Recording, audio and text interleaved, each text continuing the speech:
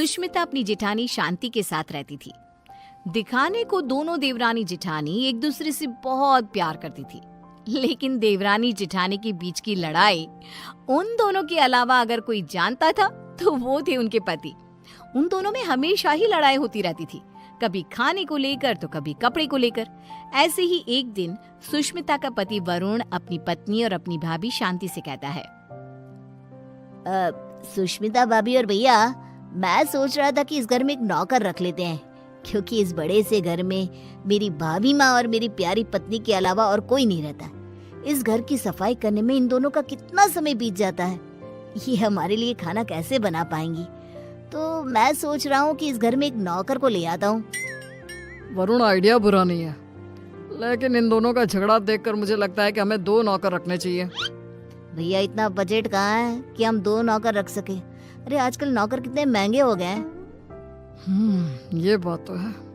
ठीक है, फिर 1 नौकर रख लेते हैं। हाँ, इस घर में नौकर ले आओ, लेकिन 1 नहीं 2, क्योंकि जो नौकर मेरा काम करेगा, मैं नहीं चाहती कि वही नौकर मेरी जेठानी का भी नौकर बनकर रहे। हाँ, मैं भी नहीं चाहती कि मेरा नौकर तेरा काम करे। हाँ, तो कह दीजिए ना जेठ जी को कि आपके लिए भी नौकर ले आए वो। हाँ, मेरा पति मेरे लिए नौकर तो ले ही आएगा ना, क्यों नहीं लाएगा। इस तरह दोनों के बीच एक बार फिर से झगड़ा हो जाता है। ये देख वरुण और विक्रम उन दोनों की लड़ाई में ना पड़ते हुए अपने अपने काम पर निकल जाते हैं, और काम पर जाते जाते दोनों भाई आपस में एक दूसरे से बात करते हैं। भैया, अगर यही हाल रहा तो हम लोगों को कभी भी खाना समय पर नहीं मिलने वाला।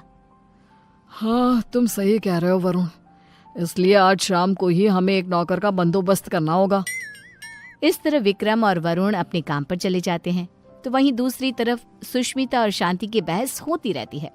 वो दोनों अपनी बहस में इतनी मगन हो जाती हैं कि उन दोनों को पता ही नहीं चलता कि कब समय बीत चुका है। ऐसे ही शाम हो जाती है, और शाम के वक्त जब डोरबेल बजती है, सुष्मिता दरवाजा खोलती है। उसके सामने वरुण और विक्रम के साथ एक नौकर दिखता है। उस नौकर को देखकर सुष्मिता वरुण से कहती है, अरे वाह वरुण जी, आप तो आज सुबह नौकर की बात कर रहे थे, और देखो शाम को आप नौकर भी ले आए अपने साथ। पति हो तो ऐसा, वरना ना हो। सुष्मिता की बातें सुनकर शांति का गुस्सा 7वें आसमान पर पहुंच जाता है, जिसके बाद वो अपने पति के ऊपर चिल्लाते हुए कहती है, अजी आप क्यों नहीं लेकर आए? आपको दिखाई नहीं देता मैं कितनी थक जाती हूँ? अरे भाग्यवान, इस नौकर को मैं और वरुण हम दोनों ही लाए हैं। श्याम लाल किसी एक की चाकरी नहीं करेगा, बल्कि वो पूरे घर की सेवा करेगा। हाँ भैया, बिल्कुल ठीक कह रहे हैं। श्यामलाल, किचन ऊपर है, जाकर खाना बना दो। ठीक है साहब। श्यामलाल किचन में जा ही रहा था कि तभी शांति उसे रोकते हुए कहती है, अरे श्यामलाल, पहले तुम मेरा और विक्रम जी का खाना बना देना। इन दोनों को क्या है, इन दोनों का आराम से बनाते रहना, क्योंकि ये लेट नाइट्स होते हैं। ठीक है मैम साहब। अरे ऐसे कैसे? श्यामलाल, पहले तुम मेरा खाना बनाओगे। बेचारा श्यामलाल उन दोनों की बात में फंस जाता है। वो सर पर हाथ रखकर बैठ जाता है, क्योंकि उसे समझ में ही नहीं आ रहा था कि पहले किसका खाना बनाया जाए। ये देख अब विक्रम श्यामलाल का समय फिक्स कर देता है, और अपने समय अनुसार श्यामलाल अपना काम करता है। कुछ दिन तो घर में शांति का माहौल बना रहता है, लेकिन एक दिन श्यामलाल कपड़े धोने के लिए सुष्मिता के पास जाता है और उसे कहता है, बेन साहब, कपड़े धोने के लिए हैं तो आप मुझे दे दीजिए, मैं अभी आपके कपड़े धो देता हूँ। उसकी बात सुनकर शांति आती है और उसके ऊपर चिल्लाते हुए कहती है, श्यामलाल, तुम पहले मेरे कपड़े धोगे। अगर तुमने मेरे कपड़े नहीं धोए तो मैं तुम्हें नौकरी से निकाल दूंगी। जी, नाम तो आपका शांति है, लेकिन आपके अंदर ना शांति नहीं है बिल्कुल भी। अरे इस समय वो मेरे कपड़े धोएगा। हाँ, श्यामलाल उन दोनों की बातें सुनकर फिर से एक बार फंस जाता है। दुखी होते हुए कहता है, मैम साहब, आप दोनों ही मुझे अपने कपड़े दे दीजिए, मैं एक साथ कपड़े धो दूंगा। नहीं, हमारे कपड़े एक साथ नहीं धुलेंगे। नहीं, हमारे कपड़े एक साथ नहीं धुलेंगे। उनकी बात सुनकर श्यामलाल बेचारा एक बार फिर कंफ्यूज हो जाता है, और वहां से मुंह लटकाए नीचे किचन में जाकर काम करने लगता है। ऐसे ही समय बीतने लगता है, और एक दिन श्यामलाल शांति के कमरे में कुर्सी पर खड़ा होकर पंखे को रगड़ रगड़ के साफ कर रहा था। ये देख सुष्मिता नौकर के ऊपर चिल्लाते हुए कहती है, श्यामलाल, तुमने आज तक इस तरह से मेरे कमरे की सफाई तो नहीं करी। अरे ऐसी कौन सी मेहरबानी करी है जेठानी जी, जो तुम उनके कमरे की इतने अच्छे से सफाई कर रहे हो। श्यामलाल कुछ बोलता तभी शांति आ जाती है और सुष्मिता को जवाब देते हुए कहती है, देवरानी जी, आप कुछ नहीं बोल सकती क्योंकि अभी आपके कमरे की सफाई का समय नहीं आया है, तो आप मेरे कमरे में आकर अपना लेक्चर मत दो श्यामलाल को। सुष्मिता मुंह बनाते हुए वहां से अपने कमरे में चली जाती है। कुछ समय बाद श्यामलाल सुष्मिता के कमरे की सफाई करने आता है। सुष्मिता श्यामलाल से अपने दरवाजे को भी घिसवाती है और अपने शीशे को भी चमकवाती है। कभी अपने कमरे के फर्श को अच्छे से रगड़वाती है और इस तरह श्यामलाल पूरी तरह से फंस जाता है। उसे समझ में ही नहीं आ रहा था कि इन दोनों को कैसे संभाला जाए, लेकिन वो बेचारा करता भी क्या, मजबूर था।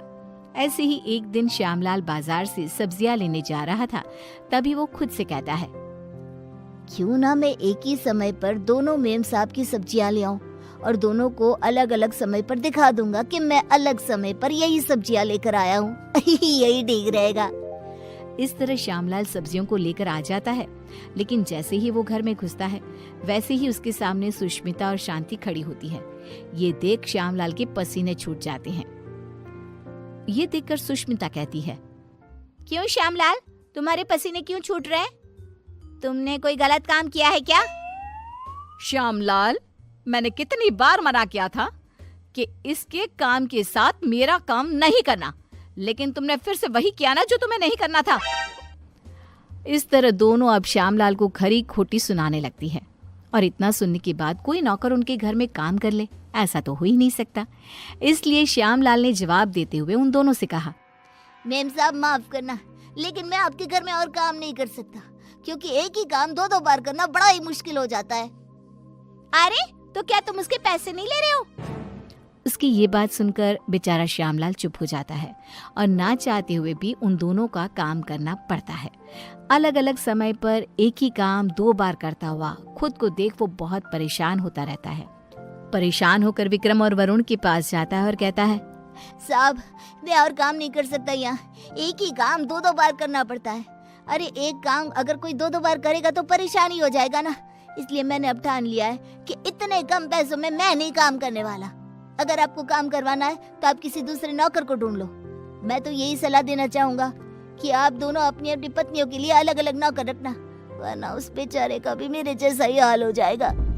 इतना कहकर श्यामलाल उनकी नौकरी उनको ही सौंप कर चला जाता है। इस तरह बेचारे वरुण और विक्रम परेशान हो जाते हैं। कुछ समय बाद उन दोनों की पत्नियां हॉल में आती है और अपने पतियों से कहती है, अरे श्यामलाल कहाँ है? अरे श्यामलाल कहाँ है?